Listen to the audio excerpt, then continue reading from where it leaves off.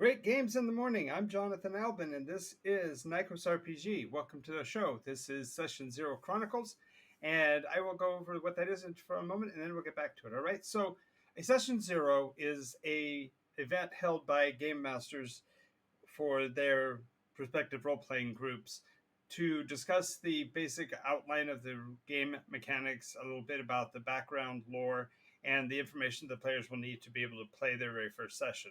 So, a session zero covers that information, but the world of Nikos has been in development for almost 50 years and been constantly been played in, and so there's more information that I could possibly put into a single session zero.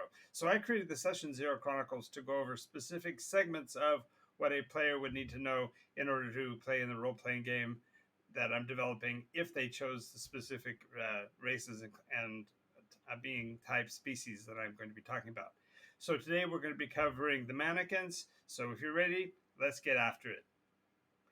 So today we're going to be talking about the Mannikins, and the Mannikin name is a colloquialism, if you will, a national, a worldwide term for what are called in other role-playing games the halflings. These are short beings. They're all descended from a single ancestry almost 12,000 years ago that splintered off from the classic role-play environment.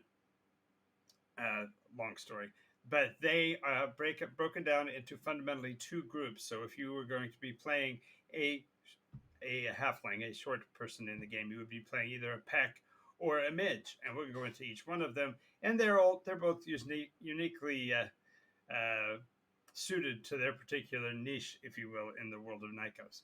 So the first we're going to talk about are the Pecks, and if you do the comparison between, say, the country mouse and the city mouse in the old myth or legend, this is what we're looking at basically. The Pecks are the country cousins, if you will. They love the rural lifestyle. They have an affinity for good brew and good tobacco. They tend to be great farmers, very agriculturally minded, and even though they are small in size, they are big in determination and have a very can-do and industrious attitude. Their clothing styles tend to be the more rustic because they want something that's going to last. So they tend to wear clothing that is befitting of the rugged lifestyle. Trousers and a jerkin for the most part, maybe a white belt if they're going to be doing physical labor, and of course, perhaps a vest if they were going to go into town or are feeling particularly festive. The Pecks have an affinity for woodwind musical instruments and of stringed instruments. They don't necessarily go for the brassy sounds and the sharpness of horns are not their thing.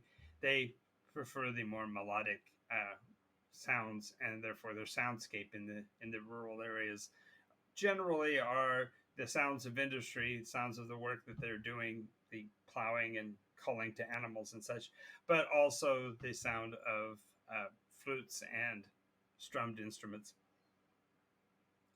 Their career paths are as broad as any other cultures would be, although they do tend towards the rural and less industrious aspects.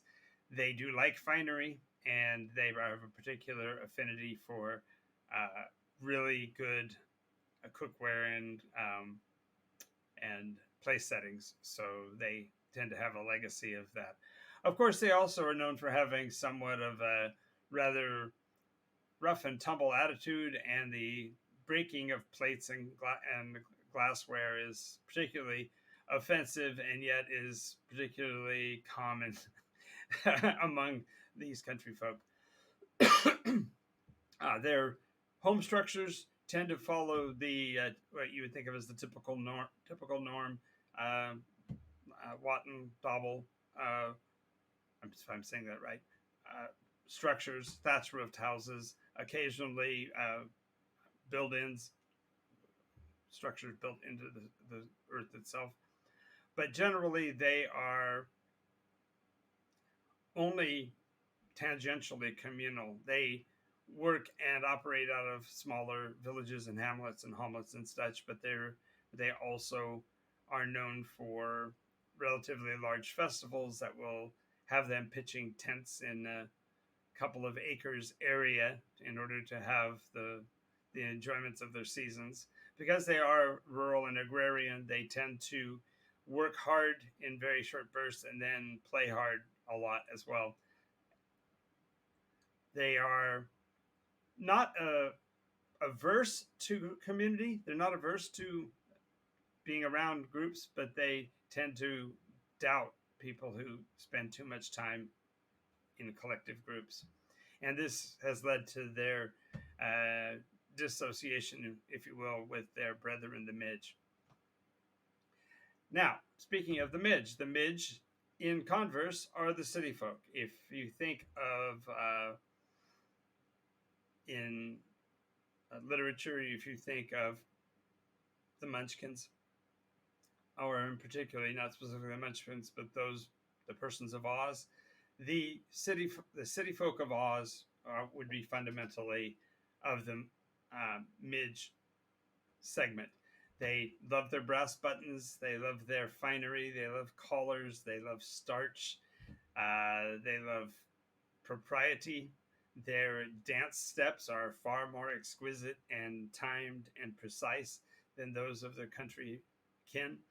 Their musical tastes tend to go towards the brass and to keyed instruments, as well as hammered dulcimers and other semi-industrial. And many of their musical instruments are or would be defying our concepts because they are very involved with their distant associated relatives, the Tinks, and therefore have a lot of just say crafted musical instruments that use bells and chimes. They also are big on percussion, and they tend to have fairly sizable drum and bugle corps. If the Midge, and they don't do it very often, but if the Midge would go to war, you would hear them long before you saw them, because they would have far more volunteers for the drum and bugle corps than you ever would for the infantry, for example. These differences are extended further. The Midge also have an affinity for guests and hosting and parties, and there are entire months where there is no work being done in an area where the Midge have a population, because they are extremely hard workers in very short bursts of time, and they get a lot accomplished. But once they've reached their accomplishment level, they're done, and they're going to be checking out of the work environment, but they're social and interactive, and so they host parties and invite their employees as well as their customers and their friends all to the same parties. So it's very easy to get to know a Midge once you're accepted by their populace, because they would then put you on a roster to have you invited to the events that they are hosting at all of the different households throughout the area. Now, these two groups are found ubiquitously. They are found in every corner of the Nykos environment, so there is no question that a player would be able to bring a Midge or a Peck into a game with equal aplomb. Everyone would be just fine with it, though the Midge and Peck tend to have a bit of angst between them. There is a long-held rivalry between the Midge and Peck, and it all stems from a town called Megadon in the midst of their two kingdoms. Now, even though they're spread everywhere, far and wide in the world, there are only two major population centers from which the Peck and the Midge come. One is the more rural and acerbic bailiwick, and the far more industrious and noisy and populated Trundlespunt. And though the kingdoms are separated between down the line that basically divides the country between an east and a west, Nonetheless, they will occasionally recall the Great Northern War or the War of Southern Aggression, but we'll get to that in a moment. The two kingdoms, therefore, although they are opposite each other in ideology and philosophy, nonetheless trade excessively. I mean, to the point where there are as many persons that are involved in commerce and trade as there are in production. There are as many that would sit and love to bicker with you over pricing as there are ones that would much prefer to just go out and pick the crops or uh, run the weaver's tools. The nations, therefore, collectively are known as the shires, as you might expect, given their status and stature and their heritage. But the shires are just referenced because at one time, both of these two were under a leader who was a rather dominant figure, and we will talk about him later. He's known as the emissary, and he pretty much put them in line and kind of taught them the ropes of how they should run their governances. With that, we'll go ahead and talk a little bit about the emissary. The legend states that the first visitor population to the world of Nykos, the first beings to occupy the world beyond the non-sentient ones, was the emissary and his collective group of associates. The population of Peck came more through land grants and titles that were provided to them by the emissary once he had negotiated the first arrangements known as the Great Accords. And that was so long ago now that no one even remembers that there was such a event. It's a treat to find information about the emissary because he's so far lost in history as it's almost non-remembered. But even with that, the nationalistic pride of Bailiwick and Trundlespunt are both reflective of the confidence they had in the emissary and his outward pompousness in dealing with other species. Now, in the seventh iteration, and near the end of seventh iteration, there was a conflict that came up concerning the end of the iteration. And this was on the basis of an ideological decision between the Peck and the Midge about who would be responsible for them in the coming age, because for several iterations there had not been any Mannikins of note that had represented themselves worthy enough to be seen as a avatar for their people into that iteration. And so near the end of the seventh iteration, a war broke out, and there are still to this day mad discussions about whether it was a Bailiwickian who had crossed a member of Trundlespunt, or whether Trundlespunt had pulled the wool over the eyes of his cousin at Bailiwick. But that conflict, known as the Great Northern War, raged for better than 200 years. Now,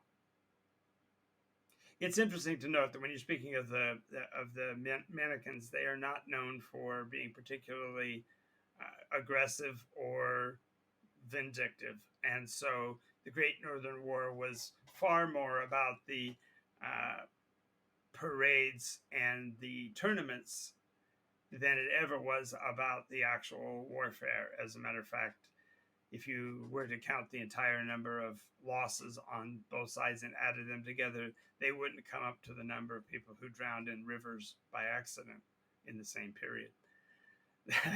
As a matter of fact, their ranks and regalia, especially among the Trundlespuntian, are indicating marks of their position and value in their culture. And so they many times a midge will have several military titles and appellations that get placed on his name because of his representation during the Great War.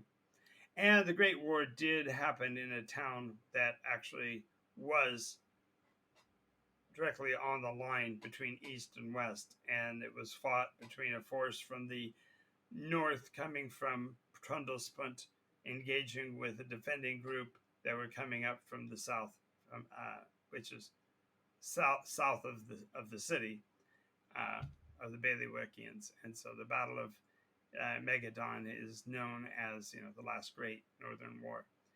And the saddest portion is that there was a particular affliction, and we're not going to go into it in this video, we don't have enough time, but in that period of time there was an affliction that took over the majority of the Mannikin population, and they actually did fight physically for that period of time. And during that last great Northern War, almost 1 million Mannikins, Peck and Midge, lost their lives in that encounter. And like I said, I'm not going to go into the details of that at this point, but just realize that the conflict came down to a signing of an armistice, and the armistice has lasted throughout the 8th iteration and only recently was restored via the end of the iteration to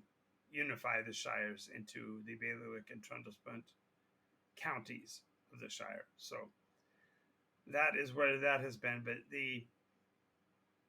during this conflict, what really was established was something we're referring to as the Guildmaster Protocols. And this is where the pressure put on by the leadership of tradesmen guilds in major cities around the world sent petitions and emissaries, to use an actual term, to the capitals of Trundlespunt and Bailiwick, and basically put the letter on the line that there would be no longer any warfare between them.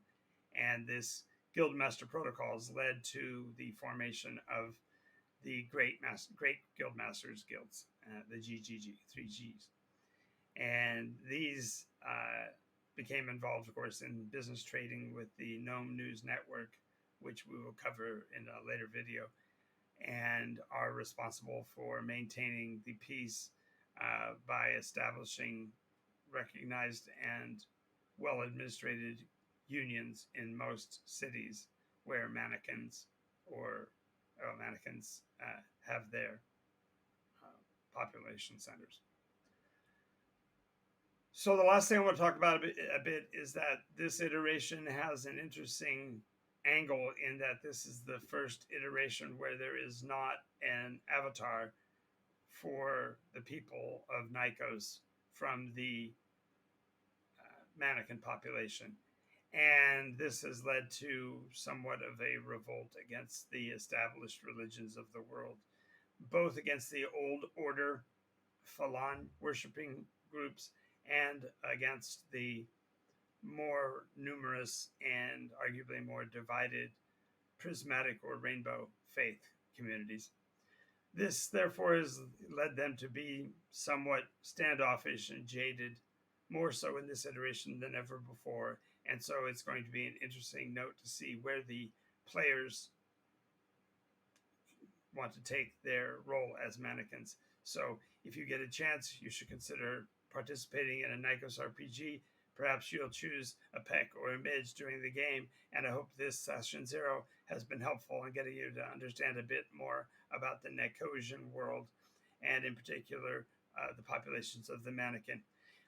We do these shows every night or as often as I can at 9 p.m. Pacific on Twitch. And so twitch.tv/NycosRPG is where you'll find us.